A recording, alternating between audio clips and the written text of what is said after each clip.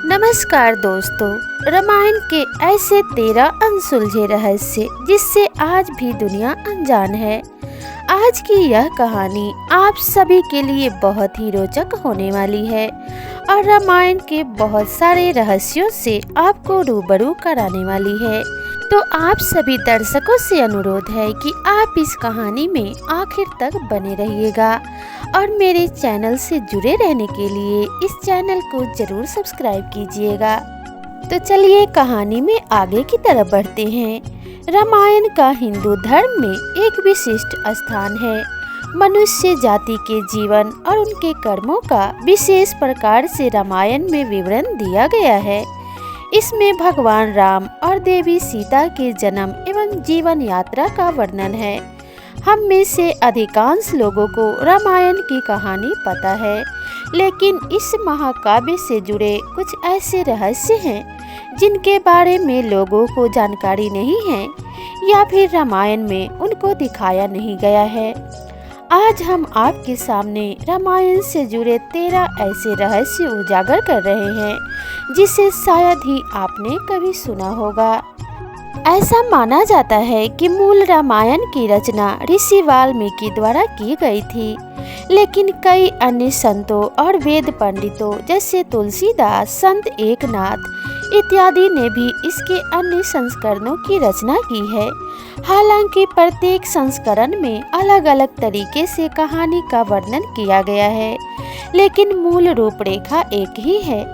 ऐसा माना जाता है कि रामायण की घटना 4वीं और 5वीं शताब्दी ईसा पूर्व की है।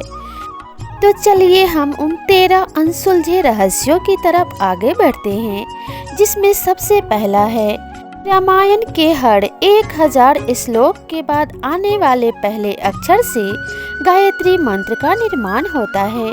गायत्री मंत्र में 24 अक्षर होते हैं और वाल्मीकि रामायण में 24,000 श्लोक हैं। रामायण के हर 1000 श्लोक के बाद आने वाले पहले अक्षर से गायत्री मंत्र बनता है। यह मंत्र इस पवित्र महाकाव्य का सार है। गायत्री मंत्र को सर्वप्रथम ऋग्वेद में उल्लेखित किया गया है। नंबर 2, राम और उनके भाइयों के अलावा राजा दशरथ एक पुत्री के भी पिता थे। श्री राम के माता पिता एवं भाइयों के बारे में तो प्रायः सभी जानते हैं, लेकिन बहुत कम लोगों को यह मालूम है कि राम की एक बहन भी थी जिनका नाम शांता था। वे आयु में चारों भाइयों से काफी बड़ी थी। उनकी माता कौशल्या थी। ऐसी मान्यता है कि एक बार अंग देश के राजा रोमपद और उनकी रानी वर्षिणी अयोध्या आए। उनको कोई संतान नहीं थी। बातचीत के दौरान राजा दशरथ को जब यह बात मालूम हुई तो उन्होंने मैं अपनी बेटी शांता आपको संतान के रूप में दूंगा। यह सुनकर रोमपद और वर्षिणी बहुत खुश हुए। उन्होंने बहुत स्नेह से शांता का पालन पोषण किया और माता पिता के सभी कर्तव्य निभाए। एक दिन राजा रोमपद अपनी पुत्री से बातें कर रहे थे। उसी समय द्वार पर एक ब्राह्मण आए और उन्होंने राजा से प्रार्थना की कि वर्षा के दिनों में वे खेतों की जुताई में राज दरबार की ओर से मदद प्रदान करें। राजा को यह सुनाई नहीं दिया और वे पुत्री के साथ बातचीत करते रहे। द्वार पर आए नागरिक की याचना न सुनने से ब्राह्मण को दुख हुआ और वे राजा रोमपद का राज्य छोड़कर चले गए। वह ब्राह्मण इंद्र के भक्त थे। अपने भक्त की ऐसी अनदेखी पर इंद्रदेव राजा रोमपद पर क्रुद्ध हुए और उन्होंने उनके राज्य में पर्याप्त वर्षा नहीं की। इससे खेतों में खड़ी फसलें मुरझाने लगी। इस संकट की घड़ी में राजा रोमपद ऋषि श्रृंग ऋषि के पास गए और उनसे उपाय पूछा। ऋषि ने बताया कि इंद्रदेव को प्रसन्न करने के लिए यज्ञ करो। ऋषि ने यज्ञ किया और खेत खलिहान पानी से भर गए। इसके बाद ऋषि श्रृंग ऋषि का विवाह शांता से हो गया और वे सुखपूर्वक रहने लगे। बाद में ऋषि श्रृंग ने ही दशरथ पुत्र की कामना के लिए पुत्र कामेष्टि यज्ञ करवाया था। जिस स्थान पर उन्होंने यह यज्ञ करवाया था वह अयोध्या से लगभग 39 किलोमीटर पूर्व में था और वहाँ आज भी उनका आश्रम है। उनकी तथा उनकी पत्नी की समाधियां भी है। नंबर 3, राम विष्णु के अवतार हैं, लेकिन उनके अन्य भाई किसके अवतार थे? राम को भगवान विष्णु का अवतार माना जाता है, लेकिन आपको पता है कि उनके अन्य भाई किसके अवतार थे? लक्ष्मण को शेषनाग का अवतार माना जाता है, जो क्षीर सागर में भगवान विष्णु का आसन है, जबकि भरत और शत्रुघ्न को क्रमशः भगवान विष्णु द्वारा हाथों में धारण किए हुए सुदर्शन चक्र और शंखशैल का अवतार माना जाता है। नंबर 4, सीता स्वयंवर में प्रयुक्त भगवान शिव के धनुष का नाम। हम में से अधिकांश लोगों को पता है कि राम का सीता से विवाह एक स्वयंवर के माध्यम से हुआ था। उस स्वयंवर के लिए भगवान शिव के धनुष का इस्तेमाल किया गया था, जिस पर सभी राजकुमारों को प्रत्यंचा चढ़ाना था, लेकिन बहुत कम लोगों को उस धनुष का नाम पता होगा कि भगवान शिव के धनुष का नाम पिनाक था। नंबर 5, लक्ष्मण को गुदाकेश नाम से भी जाना जाता है। ऐसा माना जाता है कि वनवास के 14 वर्षों के दौरान अपने भाई और भाभी की रक्षा के उद्देश्य से लक्ष्मण कभी सोते नहीं थे। इसके कारण उन्हें गुदाकेश नाम से भी जाना जाता है।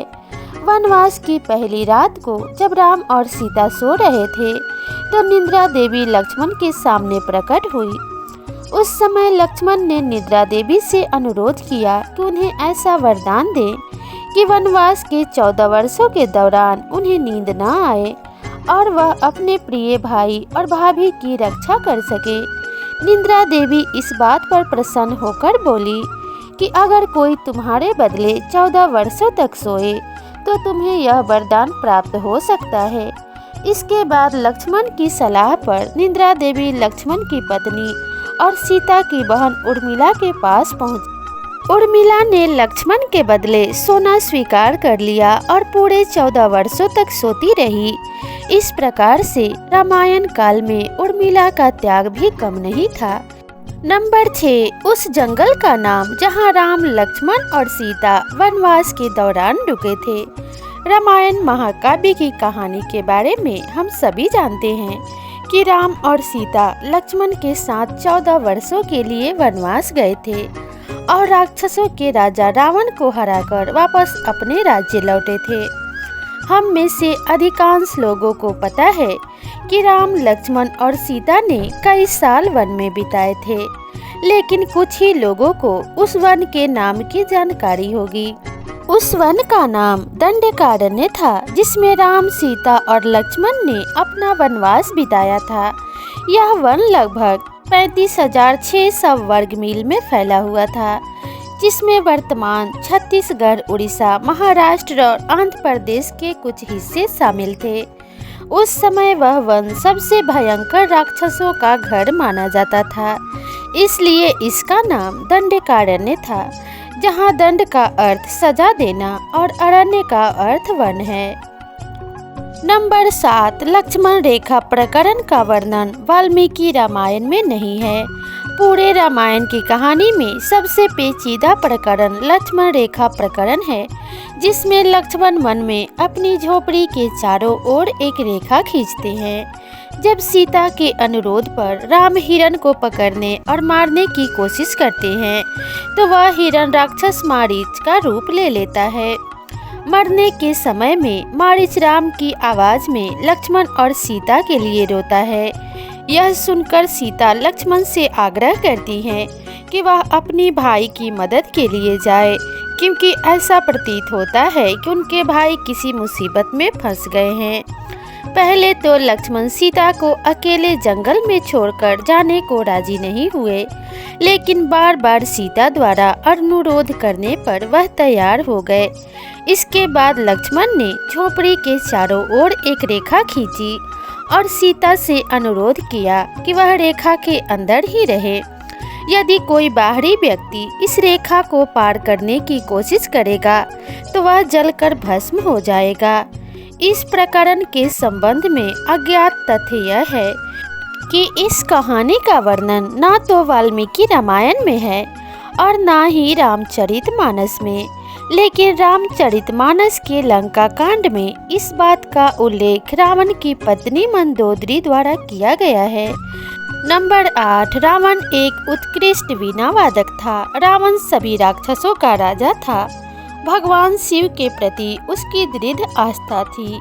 इस बात की पुख्ता जानकारी है कि रावण एक बहुत बड़ा विद्वान था और उसने वेदों का अध्ययन किया था।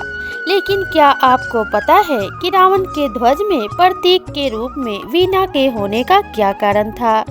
क्योंकि रावण एक उत्कृष्ट वीणा वादक था, जिसके कारण उसके ध्वज में प्रतीक के रूप में वीणा अंकित था। हालांकि रावण इस कला को ज्यादा तवज्जो नहीं देता था, लेकिन उसे यह यंत्र बजाना बहुत पसंद था। नंबर 9, इंद्र के ईर्ष्यालु होने के कारण कुंभकर्ण को सोने का वरदान प्राप्त हुआ। रामायण में एक दिलचस्प कहानी हमेशा सोने वाले कुंभकर्ण की है। कुंभकर्ण रावण का छोटा भाई था, जिसका शरीर बहुत ही विकराल था। इसके अलावा वह बहुत अधिक खाने वाला भी था। रामायण में वर्णित है कि कुंभकर्ण लगातार 6 महीनों तक सोता था और फिर सिर्फ एक दिन खाने के लिए उठता था और पुनः 6 महीनों के लिए सोता रहता था। लेकिन क्या आपको पता है कि कुंभकर्ण को सोने की आदत कैसे लगी थी? एक बार एक यज्ञ की समाप्ति पर प्रजापति ब्रह्मा ने कुंभकर्ण के सामने प्रकट होकर कुंभकर्ण से वरदान मांगने को कहा। इंद्र को इस बात का डर सताने लगा कि कहीं कुंभकर्ण वरदान में इंद्रासन न मांग ले। अतः उन्होंने देवी सरस्वती से अनुरोध किया कि वह कुंभकर्ण की जीवा पर बैठ जाए, जिससे वह इंद्रासन के बदले निंद्रासन मांग ले। इस प्रकार इंद्र की ईर्ष्या की वजह से कुंभकर्ण को सोने का वरदान प्राप्त हुआ था। नंबर 10, नासा के अनुसार रामायण की कहानी और आदम का पुल एक दूसरे से जुड़े हुए हैं। रामायण की कहानी के अंतिम चरण में वर्णित है कि राम और लक्ष्मण ने वानर सेना की मदद से लंका पर विजय प्राप्त करने के लिए एक पुल का निर्माण किया था। ऐसा माना जाता है कि यह कहानी लगभग 17.5 लाख साल पहले की है। हाल ही में नासा ने पाक जलमरूप मध्य में श्रीलंका और भारत को जोड़ने वाले एक मानव निर्मित प्राचीन पुल की खोज की है और शोधकर्ताओं और पुरातत्वविदों के अनुसार पुल के निर्माण की अवधि रामायण महाकाव्य में वर्णित पुल के निर्माण काल से मिलती है। नासा के उपग्रहों द्वारा खोजे गए इस पुल को आदम पुल कहा जाता है और इसकी लंबाई लगभग 30 किलोमीटर है। नंबर 11, रावण को पता था कि वह राम के हाथों मारा जाएगा। रामायण की पूरी कहानी पढ़ने के बाद हमें पता चलता है कि रावण एक क्रूर और सबसे विकराल राक्षस था, जिससे सभी लोग घृणा करते थे। जब रावण के भाइयों ने सीता की अपहरण की वजह से राम के हमले के बारे में सुना तो अपने भाई को आत्मसमर्पण करने की सलाह दी थी। यह सुनकर रावण ने आत्मसमर्पण करने से इनकार कर दिया और राम के हाथों मरकर मोक्ष पाने की इच्छा प्रकट की। उसने कहा कि अगर राम और लक्ष्मण 2 सामान्य इंसान हैं तो सीता मेरे पास ही रहेगी, क्योंकि मैं उन दोनों को आसानी से परास्त कर दूंगा, और यदि वे देवता हैं तो मैं उन दोनों के हाथों मरकर मोक्ष को प्राप्त करूंगा। मेरी यही लालसा है। और रावण ने सीता को लौटाने से इनकार कर दिया था। नंबर 12, आखिर क्यों राम ने लक्ष्मण को मृत्यु दंड दिया था? रामायण में वर्णित है कि श्री राम ने न चाहते हुए भी जान से प्यारे अपने छोटे भाई लक्ष्मण को मृत्यु दंड दिया था। आखिर क्यों भगवान राम ने लक्ष्मण को मृत्यु दंड दिया था? यह घटना उस वक्त की है जब श्री राम लंका के विजय के बाद अयोध्या लौट आए थे और अयोध्या के राजा बन गए थे। एक दिन यम के देवता कोई महत्वपूर्ण चर्चा करने के लिए श्री राम के पास आए और चर्चा प्रारंभ करने से पूर्व उन्होंने भगवान राम से कहा कि आप मुझे वचन दें कि जब तक मेरे और आपके बीच वार्तालाप होगी हमारे बीच कोई नहीं आएगा, और जो आएगा उसे आप मृत्यु दंड देंगे।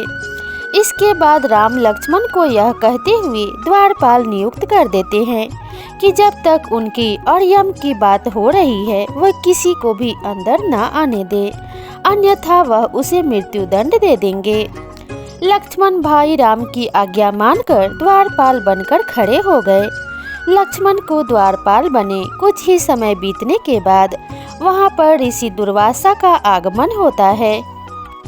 जब दुर्वासा ने लक्ष्मण से अपने आगमन के बारे में राम को जानकारी देने के लिए कहा तो लक्ष्मण ने विनम्रता के साथ मना कर दिया। इस पर दुर्वासा क्रोधित हो गए तथा उन्होंने संपूर्ण अयोध्या को श्राप देने की बात कही।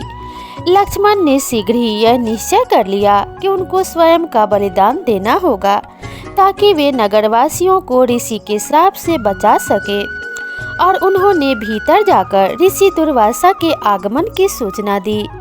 अब श्री राम दुविधा में पड़ गए क्योंकि उन्हें अपने वचन के अनुसार लक्ष्मण को मृत्यु दंड देना था। इस दुविधा के स्थिति में श्री राम ने अपने गुरु वशिष्ठ का स्मरण किया और कोई रास्ता दिखाने को कहा। गुरुदेव ने कहा कि अपनी किसी प्रिय वस्तु का त्याग उसकी मृत्यु के समान ही है, अतः तुम अपने वचन का पालन करने के लिए लक्ष्मण का त्याग कर दो। लेकिन जैसे ही लक्ष्मण ने यह सुना तो उन्होंने राम से कहा कि आप भूल कर भी मेरा त्याग नहीं करना। आपसे दूर रहने से तो अच्छा यह है कि मैं आपके वचन का पालन करते हुए मृत्यु को गले लगा लूं। ऐसा कहकर लक्ष्मण ने जल समाधि ले ली।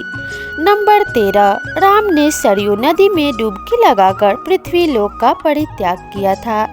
ऐसा माना जाता है कि जब सीता माता पृथ्वी के अंदर समाहित होकर अपने शरीर का परित्याग कर दिया था तो उसके बाद श्री राम ने सरयू नदी में जल समाधि लेकर पृथ्वी लोक का परित्याग किया था।